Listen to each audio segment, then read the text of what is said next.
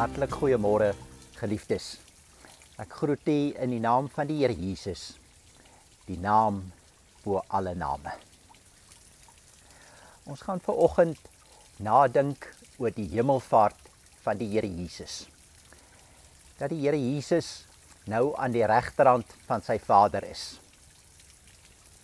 Eerskomende donderdag is hemelvaartdag. En die groot fees wat ons dan vier, is dat die Here Jesus na sy Vader teruggegaan het. Ons gaan lees uit Handelinge hoofstuk 1, die eerste hoofstuk uit die Handelinge van die Here. Voordat ons lees, moet ek miskien net sê waar ek is, waar ons is. Corneille is hier by my. Ons is baie hoog teen die Magaliesberg. Hulle was op die Olyfberg toe die Here Jesus van hulle afskeid geneem het. En ek het gedink, miskien moet ons sommer so iets daarvan ervaar. Ons is hier op die kruin van die Magaliesberg, by Valerie Smith hulle se huis, hier bo in Edelweistraat, bo kan die kerk. Dis 'n pragtige oggend. En as ek hier vanaf kyk, is dit asof ek die myn Hope Kalinin myn kan sien. Hier reg onder my lê Doornpoort en verder aan in die duinsigheid Hammanskraal, Soshanguve, Winterveld, Makapanstad, Roslyn, Pretoria Noord, net hier agter die Moot, die Middestad en ooswaarts die oostelike voorstede. Pretoria, hier waar ons woon. Handelinge, die eerste hoofstuk. Ek bid eers vir ons. Here Jesus, ons aanbid U. U is aan die regterhand van U Vader. U is die prins van die lewe, die prins van vrede. U regeer as die koning van die konings en die Here van die Here. Ons huldig U en bring aan U die eer. Amen. Handelinge 1, die eerste 14 verse. Ek lees vanaf vers 8. Maar julle sal krag ontvang, wanneer die Heilige Gees oor julle kom. En julle sal my getuies wees in Jerusalem en in Judea, Samaria, tot aan die uithoeke van die wêreld. Nadat hy dit gesê het, is hy opgeneem terwyl hulle dit sien.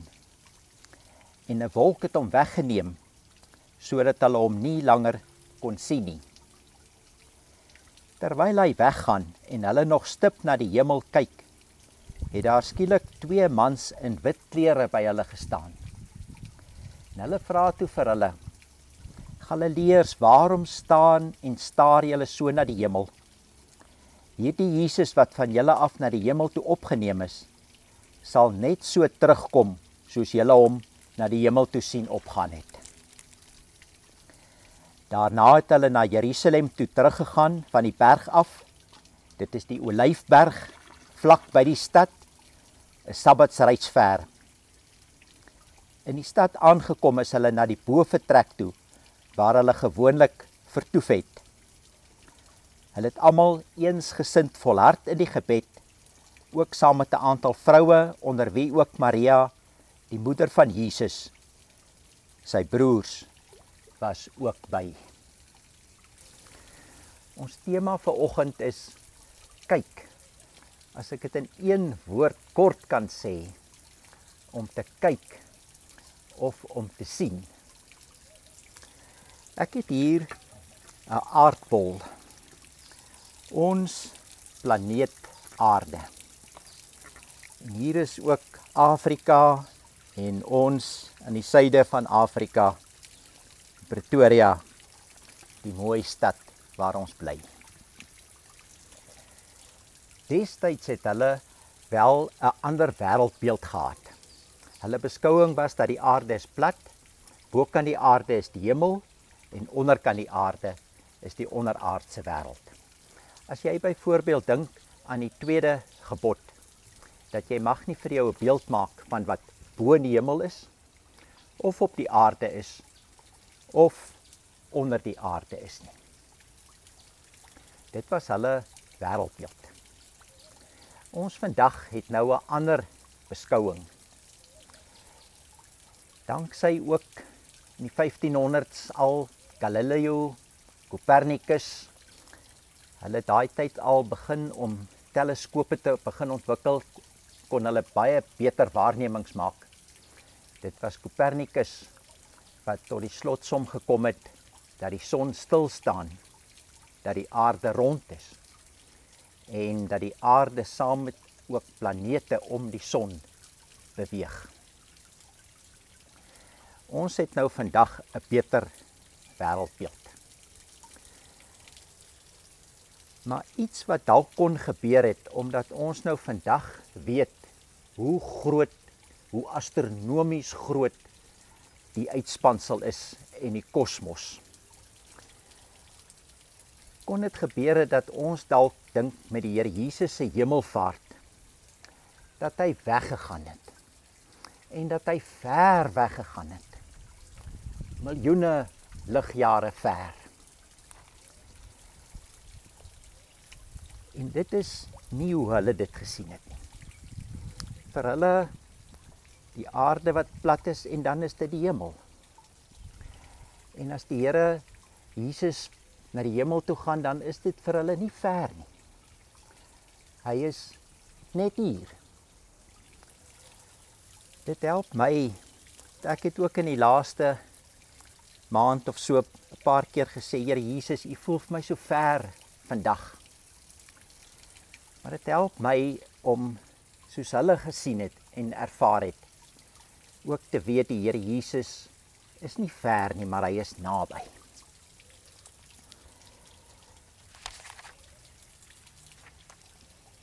Destyds, so skryf Lukas, het ook 'n wolk die Here Jesus opgeneem, vers 9. Dit is nie maar net 'n stukkie inligting of 'n feit wat hy noem nie. Vir hulle was 'n wolk die teken van God se teenwoordigheid. As die Here Jesus deur die wolk omring word, was dit vir hulle 'n simboliese aanduiding dat die Here Jesus is nou by sy Vader. Ek wil kort net 4 stawende gedeeltes na verwys. Die eerste is, as jy Eksodus 19, Eksodus 20, by die berg Sinai, lees ons dat 'n wolk het op die berg gekom, en die berg het geskud. Vir hulle was dit die teken, God is nou op die berg, en Moses kan nou opgaan om God te ontmoet. Ook die wolkkolom en die vuurkolom wat hulle lei in die woestyn. Vir hulle is God in die wolk en is dit hy wat hulle lei. As Salomo die tempel inwy, lees ons dat daar het 'n wolk gekom en die tabernakel gevul. Die wolk was vir hulle die teken, God is nou teenwoordig in die tempel. Op die berg van verheerliking, Lukas hoofstuk 9, is die Here Jesus saam om te bid, saam met Johannes en Petrus en Jakobus. En dan kom daar ook 'n wolk op die berg. En verskyn Elia en Moses aan die Here Jesus.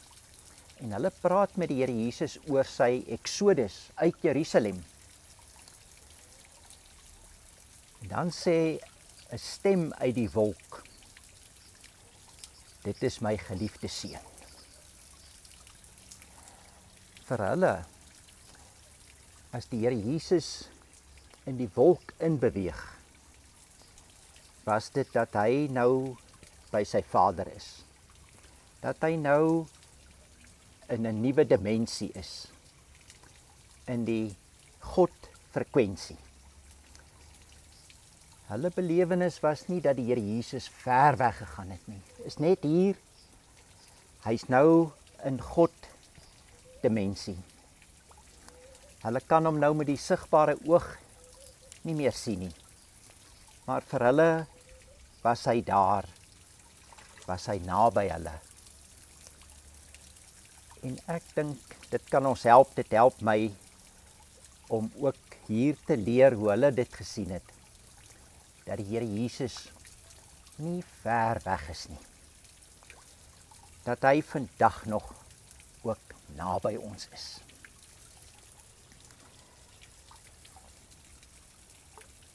Ons lees in vers 9 tot 11 dat Lukas 5 keer die term gebruik om te kyk of om te sien of staar of gesigsveld. 3 verse en telkens word die woorde kyk en sien gebruik sodat geleerdes meen dat Lukas wil iets meer vir ons sê. Dit was 'n sleutelterm in die gedeelte. Opvallend die gebruik van kyk. Terwyl hulle so na die hemel staar, verskyn daar 2 engele aan hulle. Dit was waarskynlik dieselfde 2 engele wat 40 dae tevore aan Maria Magdalena verskyn het. By die oop graf die Sondagoggend is daar ook 2 engele by haar. En hulle vra vir haar, Maria, waarom huil jy? Dit was 'n kritiese oomblik. Sy verstaan nog nie mooi nie. En hulle wil haar help om te begryp wat nou hier gebeur het. Maar Maria, dis nie gepas om nou te huil nie. Jy's op die verkeerde plek, Maria. Jy soek die lewende by die dooies. Maar hy het opgestaan, Maria. Jy het nie enige rede nou om te huil nie. Dieselfde gebeur hierso. Hulle vra vir hulle, waarom staan julle so stip en kyk na die hemel?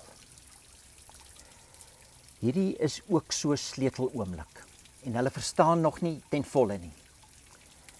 Die 2 engele wil hulle help. Dis nie gepas, wil die engele vir hulle sê, om nou hier te staan en vas te val en te staan en staar nie. Julle is nou op die verkeerde plek.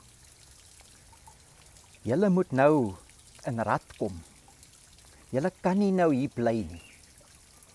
Julle moet nou van die berg af gaan na die stad daaronder, na Jerusalem. Dis die plek waar hy julle wil hê.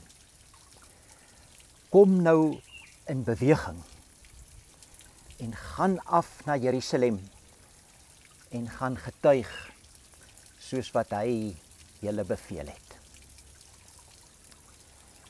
Gaan vertel. Ons lees dat hulle dadelik afgegaan het. Matteus sê selfs dat hulle met groot vreugde van die berg afgegaan het. Mense sou dink is 'n afskeidsoomblik, hulle sou nog daar eintlik wou huiwer. Maar dadelik begin hulle beweeg en gaan hulle na Jerusalem toe. Daar is hulle saam, bidend saam, eendragtig en eensgesind in gebed.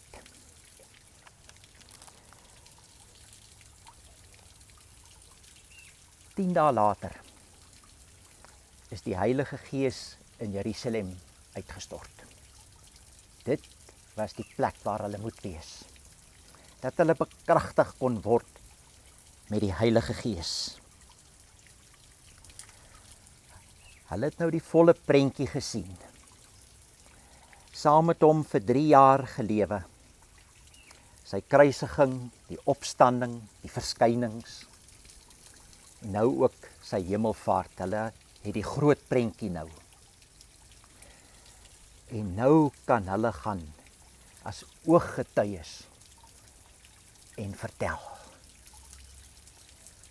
Die Gees kom om hulle te bekragtig. Hulle word met die Heilige Gees gedoop. 4 kolomme kom. En daar kom 'n stormwind en die boventrek skud. En die wind steek die vlamme aan die brand. En van daar af begin die koninkryk versprei. Soos 'n veldbrand het die destydse wêreld van Jerusalem na Judea en Samaria. Binne 30 jaar was daar 'n gemeentjie in Rome. In die hart van destydse wêreld, in die sentrum van die Romeinse wêreld, daar waar die keiser se paleis was, is daar binne 30 jaar 'n klein Christelike gemeentjie. Dit is wat Lukas opteken in die handelinge van die Here tot aan die uithoeke van die wêreld. Die vraag is nou, wat beteken dit vir ons vandag? Wat is die boodskap vir ons in hierdie tyd waarin ons lewe? Lukas skryf waarskynlik so in 80 na Christus. Dit is nou al 50 jaar nadat die Here Jesus na sy Vader teruggegaan het. Dit is moeilike tye. Tye van wrede vervolging. Dit was verskriklike tye. Petrus, so lei die oorlewering, is onderste bo gekruisig. Paulus sterf 'n marteldood waarskynlik onder Nero in Rome. Baie gee die hoogste prys vir hulle lewens as martelare. En nou in 80 na Christus is dit eintlik nou die tweede geslag Christene wat nou die aflosstokkie begin oorvat. Maar dit gaan bars en hulle raak moedeloos en verloor hoop. En dis in die tyd wat Lukas vir hulle wil skryf. Skep moed. En laat die vlam van hoop brand. Hy kom weer. Hulle het begin wonder, wanneer kom die Here Jesus? En wil hy vir hulle sê, hy het gesê hy gaan kom weer, die engele het gesê hy gaan weer kom. En kyk net 'n oombliekie terug oor die 70 jaar. Sien net wat het al gebeur in die kort tydjie, die kragtige werking van die Heilige Gees. En die triomfverhaal van die koninkryk. Neem dit net waar weer, dat dit julle kan ook entoesiasties maak en julle kan moedig maak. Skep moed. Dit kan vir ons ook vandag, die boodskap is ook vir ons vandag, ook in ons tye waarin ons vandag is. Laat die vlam van hoop van die kerk helder brand en skyn.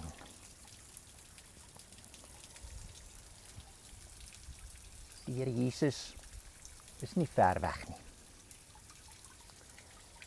Hy is hier. As ons mooi kyk, sal ons hom sien. Ons het die Gees.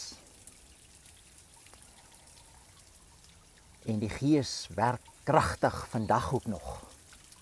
Ek hoor dat die verkoop van Bybels wêreldwyd in die hoogte ingeskiet het. Die koninkryk is al 2000 jaar oud. Die koninkryk is baie oud al.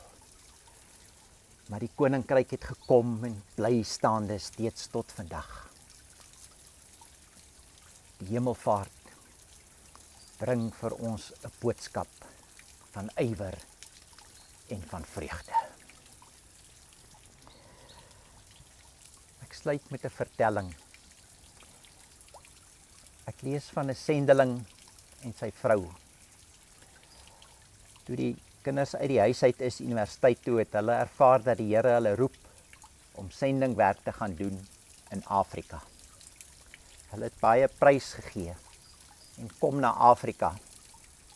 Hier het hulle vir 40 jaar gewerk met baie ontberings, baie teenkanting, baie opoffering. En toe hulle 80's begin vat, is dit asof die Here vir hulle sê, mooi so, goeie en getroue getuies, julle kan nou teruggaan. En hulle gaan met die boot terug Amerika toe. Die passasiersboot het 3 verdiepings, die rykes is op die 3de verdieping, dan die middelklas op 2de verdieping. Hulle het nie eintlik baie geld nie, hulle is op die onderste verdieping op die dek van die skip. En toe hulle by die hawe kom, is daar duisende mense, vriende en familie wat hulle geliefdes kom haal. Die gebruik destyds was dat die rykes kan eerste afklim na die kaai en dan die middelklas en uiteindelik laaste die armes. Die sendeling en sy vrou is die laastes wat vanaf die boot afstap. En toe hulle die hawe kom, is dit net hulle kinders. Toe sê hy vir haar, sal dit nie tog ook na al die jare wonderlik gewees het, as hier dalk tog bietjie meer mense net was, bietjie ander Christene van die gemeente om vir ons te kom sê welkom terug. Toe sê sy vir hom, we aren't at home yet. Sweetheart, we're not at home yet. Ons is nog nie in ons hemelse woning nie. So lei die vertelling. Geliefdes, ons is ook nog nie in ons hemelse blyplek nie. In die tussentyd is ons geroep om te vertel en te getuig. Die Here Jesus is hier. As ons mooi kyk, sal ons hom sien. Nie met die blote oog nie, maar met ons geestesoog sal ons merk hoe hy ook vandag in hierdie wêreld en in ons lewens aan die werk is. Kan ek jou vra, hoe kyk jy in die dae na die Here? Kyk jy dalk vas in al die gebeure? Dink jy dalk hy is ver? Kyk mooi en jy sal hom sien. Amen. Ek gaan vir ons 'n vers lees uit die lied 561 as 'n gebed. O Heer van mededoe, gee my verligte oë, dat ek u heil mag sien. Soms vrees ek, Here, die duister. Spreek en ek sal luister. En leer my hoe om u te dien. Amen.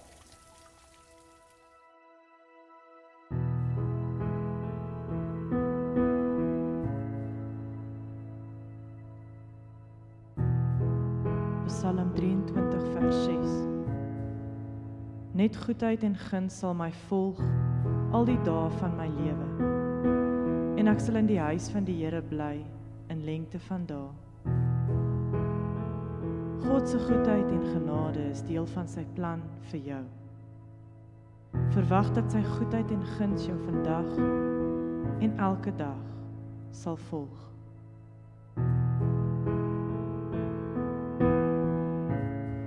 If my heart could tell a story, if my life would sing a song,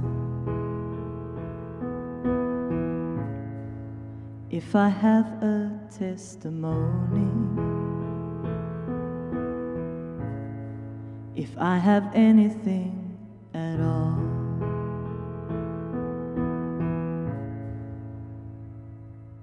no one ever cared for me like Jesus. His faithful hand has held me all this way. And when I'm old and grey and all my days are numbered on the earth, let it be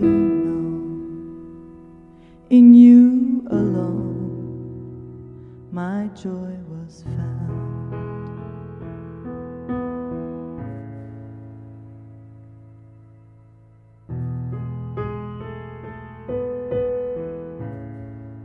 Let my children tell their children. Let this be their memory,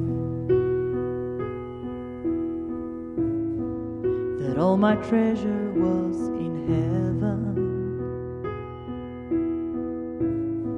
and you were everything to me.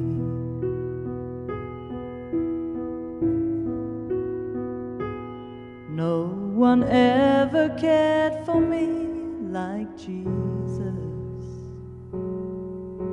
His faithful hand has held me all this way.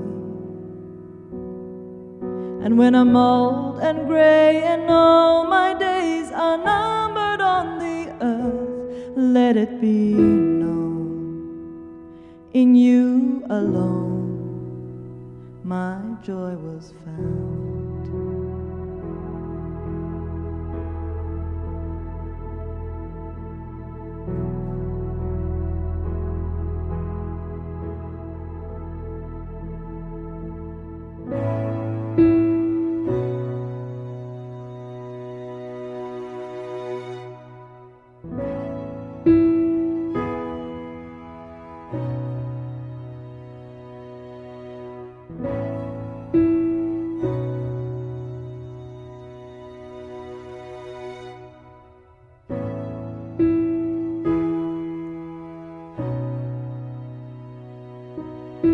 I'm still in love. You're still enough for me. Still all I want. You're still my everything. I'm still in love. You're still enough for me. Still all I want. You're still my everything. No one ever cared for me like Jesus. His faithful hand has held me all this way.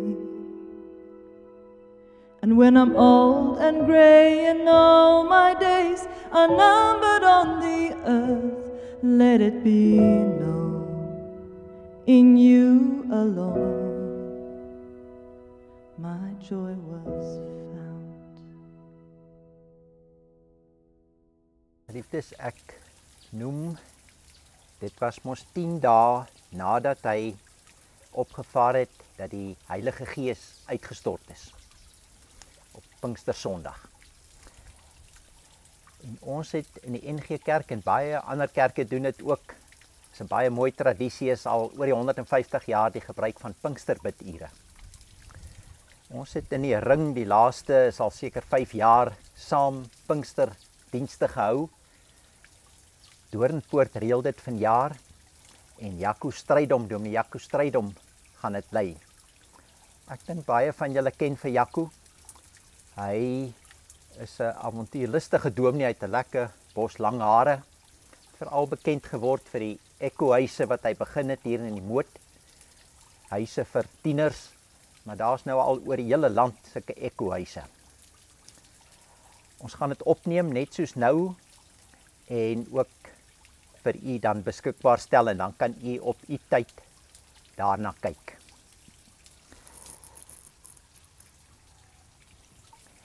Ons sê opnuut baie dankie vir al u ook finansiële ondersteuning en die bring van skenkings, veral nie bederfbare kos wat u bring.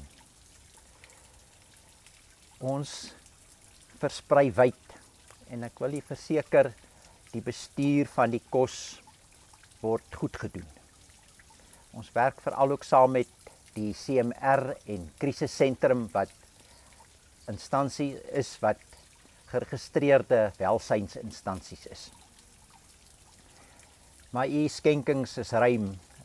Ons werk in Bonaccord en Woolmer, in Danville, Britse kant toe, in die middestad, Eastland, Kameeldrif. Dis dalk die heel mooiste van wat op die oomblik aan die gebeur is. Landswyd, hoe die kerk net eenvoudig uitreik en hoe ons omgee vir mekaar en mekaar dra, soms spontaan in strate hier in ons buurt, hoe ons by mekaar betrokke is. Dit haal nie altyd die koerant nie, maar die kerk is in hierdie dae en Magalies Kruin in aksie. Die besonderhede van die bank is ook op die skerm beskikbaar. En dan wil ek ook net noem, die herwinningsprojek is ook weer aan die gang. Elliot, ons hekwag is daar. Dit is 'n werkskepingsprojek, so is eintlik 'n goeie projek. En dit bring bietjie fondse in. Ondersteun dit. U kan van u plastiek en karton kan u nou bring. Ons ervaar wel dat van die armes ook sommer net vra vir tandepasta of shampoo, gewone seep, sommer net ook toilet ware. Dit word nou so effens kouer, so ons hoor hulle sê ook, het julle miskien komberse of klere. Dit kan u ook bring, dat ons vir die mense kan help in hierdie dae. Dankie nogmals vir u trou.